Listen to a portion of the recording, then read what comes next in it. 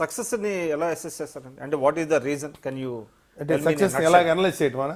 ఎందుకు ఇంత సక్సెస్ అవటం? అంటే మీరు ఎందాక అన్నారు ఈవెన్ మీ అంచనాలకి మించి వచ్చింది అనేటువంటిది, దాన్ని ఏమైనా అనలైజ్ చేసుకున్నారా? అంటే రీజన్ ఏమై ఉంటుంది అని. చిరంజీవి గారు ఆఫ్టర్ లాంగ్ టైం రావటం అనేది ఒకటి. ఆఫ్టర్ లాంగ్ టైం కూడా ఎలా ఉంటాడు చిరంజీవి గారు అనేది ఎవరికి తెలియదు. ఆయన చాలా అందంగా చక్కగా మళ్ళీ ఒక 2000లో ఎలా ఉన్నారో అలాంటి లుక్తో ఆయన వచ్చారు. రెండు అంటే ఆయన వస్తే బాగుండు, ఆయన సినిమా చేస్తే బాగుండు అని వెయిట్ చేసేవాళ్ళు చాలామంది ఉన్నారు. వచ్చిన వ్యక్తి చక్కటి గెటప్ తోటి మంచి ఫుల్ ఫిట్లో కనపడ్డారు. రెండు అంటే వెళ్ళిన వాళ్ళకి సాటిస్ఫాక్షన్. అలాగే వచ్చిన కథ ఒక కత్తి లాంటి సినిమాని చక్కటి కమర్షియల్ వాల్యూస్ ఉన్న సినిమా చేయటం అనదర్ అడ్వాంటేజ్. అలాగే దాన్ని అద్భుతంగా ట్రీట్ చేసినటువంటి వినాయక్ లాంటి అనదర్ అడ్వాంటేజ్. సో ఇది ఒక 50% కారణం ఆయన రీఎంట్రీ తాలూకు యాంటిసిపేషన్ ఉన్న, ఇంకో 50% ఆయన సెలెక్ట్ చేసుకున్న అద్భుతమైన కథ, కురు, వినయ్ లాంటి డైరెక్టర్స్, రత్నవేలు లాంటి కెమెరామెన్, అండ్ ఇదంతా గొప్ప ఛాయిస్ అండి. సో ఇవన్నిటికీ కూడా మూల కారణం చెప్పాలంటే ఫస్ట్ ప్రయారిటీ, నా ఫస్ట్ క్రెడిట్ మా చరణ్ బాబుకి ఇస్తాను యాజ్ అ ప్రొడ్యూసర్గా. మా అందరూ కోరుకున్నాం అండి, మేమందరం కోరుకున్నాం, నాలంటి వాళ్ళు చాలామంది కోరుకున్నారు. కానీ వాడు ఫస్ట్ ఇంతవరకు సినిమా తీయను మా చరణ్ బాబు, దాన్ని ప్రాక్టికల్ ఇంప్లిమెంట్ చేసాడు. సో వాడు ది బెస్ట్. వాడు అన్నయ్యని ఎలా చూపించాలి, అన్నయ్యని ఎలా ఎస్టాబ్లిష్ చేయాలి, దాన్ని ఎలాగా ప్రొజెక్ట్ చేయాలి, ఏం కథ అయితే బాగుంటుంది అనేది వాడి నిర్ణయం. ఆ టోటల్ ఎంత జరిపించింది వాడు వెనకాలండి. అంటే ఖర్చు ఎక్కడ వెనకాడలేదు. అండ్ ప్రాపర్గా ఎగ్జిక్యూట్ చేశాడు. ఒక ప్రొఫెషనల్ ప్రొడ్యూసర్స్ ఎలా చేస్తారో అంత గొప్పగానే చేశాడు. సో వాడి వన్ ఆఫ్ ద మా చరణ్ బాబు చాయిస్లో వినయ్ని పెట్టడం అనేది one of the best idea. Because Vinay లాంటివాడు సీనియర్ హీరోని డీల్ చేయడంలో సూపర్ అండి ఆయన. అండ్ రీమేక్లు చేయటం కూడా చాలా ఇది. అండ్ నేను ఇక్కడ ఈ సందర్భంగా నేను వినయ్ గురించి ఒక మాట చెప్పాలను. వినయ్ లాంటివాడు చిరంజీవి గారు 150 సినిమా చేయటం అతని కెరీర్లో అతను చేసినటువంటి ఒక ధైర్యం అండి. అంటే అన్నయ్య లాంటి ఒక వైట్ ఎలిఫెంట్. అలాంటి అన్నయ్యని మనం ఎలా ట్రీట్ చేయాలి, తప్పుగా డీల్ చేస్తే చిరంజీవి గారిని ఏమంటారు హ్యాండ్లింగ్. ఆయన తప్పుగా హ్యాండిల్ చేస్తే తిట్లు తినేది, లేకపోతే బ్లేమ్ భరించేది వినయ్ అవుతాడు ఫస్ట్ పర్సన్. కానీ ఇండస్ట్రీ చాలామందిని చూసాం, చాలామంది హీరోల సినిమాలు ఏదైనా బాగాలేకపోతే ఫస్ట్ డైరెక్టర్ తిడతారు. ఆ బ్లేమ్ని తను తీసుకోవాలంటే ప్రిపేర్ అయ్యి ఉండాలి సరిగ్గా డీల్ చేయకపోతే. రెండోది రీమేక్. ఆ రీమేక్ని కనుక కరెక్ట్గా చేయకపోతే రీమేక్ని చెడగొట్టేసాడని అదొక బ్లేమ్ ఉంటుంది. వినయ్కి అంతకుముందు జరిగిన సినిమాలో పెద్ద సాటిస్ఫాక్షన్ లేదు.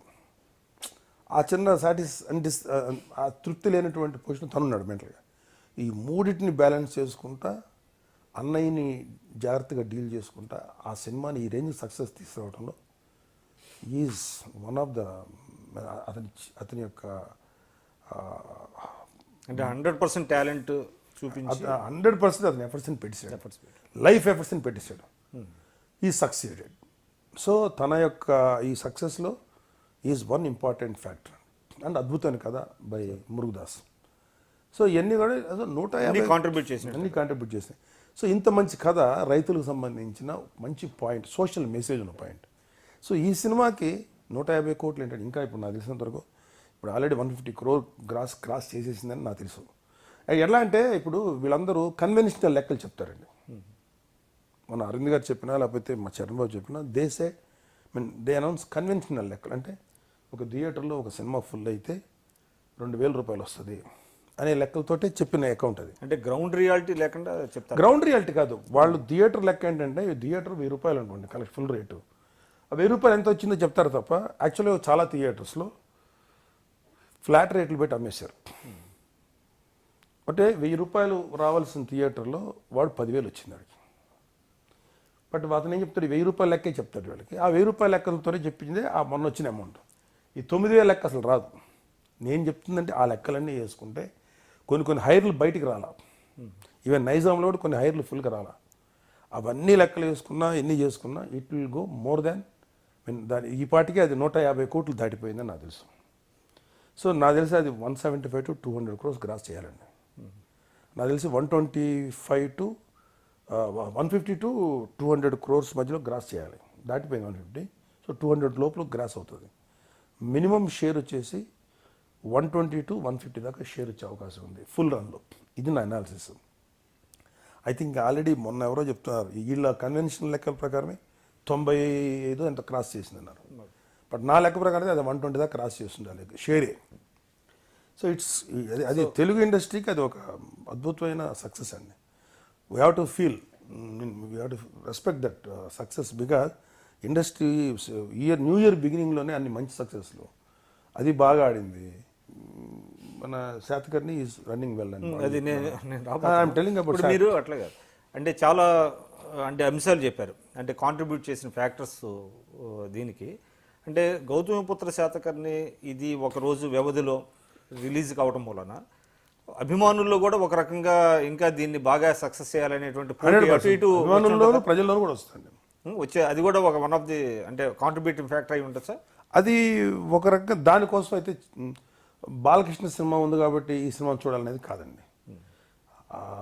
పోటీ అనేది ఉండటం వల్ల అడ్వాంటేజ్ అయితే ఏదో ఒక ఉంది కానండి, దానికి మించి ఖైదీ 150 మాత్రం ఆ అడ్వాంటేజ్ కాదండి. పోటీ కసితో అభిమానులు చూశారు. 10 ఏళ్ల తర్వాత వస్తున్న చిరంజీవి గారు చూడాలన్నట్టు వెల్కమింగ్ ధోరణి చూశారు. కసితో ఎవరు చూడాల, కసి అనేది లేదండి. సో అలాగే బాలకృష్ణ గారి సినిమా 150 మా కృషి గారు డైరెక్ట్ చేశారు. చాలా బాగా ఆడింది. వాళ్ళ కలెక్షన్ గురించి నేను ఎప్పుడు తెలుసుకోవాలి. బాగా వెల్ కలెక్టెడ్, బాగా సంపాదించిన సినిమా. ఆయన కూడా మంచి పేరు వచ్చింది. మంచి పేరు వచ్చింది. మాకు మా రాజీవ్ అనే మంచి ఫ్రెండ్ నాకు, ఆయన హ్యాపీగా ఉన్నారు. ఇండస్ట్రీ కొన్న వాళ్ళందరూ హ్యాపీగా ఉన్నారు దానికి కూడా. సో అలాగే శతమానం భవతి అది బ్రహ్మాండంగా. Hi, please watch my interview with Kamudi in only on iDream Media. Please subscribe. Congratulations to iDream Movies for completing 700 million views